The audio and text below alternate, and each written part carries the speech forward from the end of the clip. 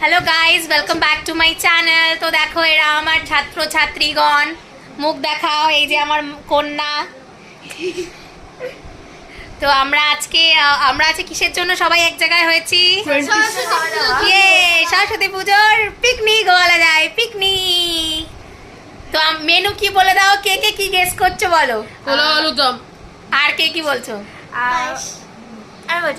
Fried rice আর আলুর দম। Yes. আর কে কি বলছো? মানিক চাকরি আলুর দম। না, ভুল।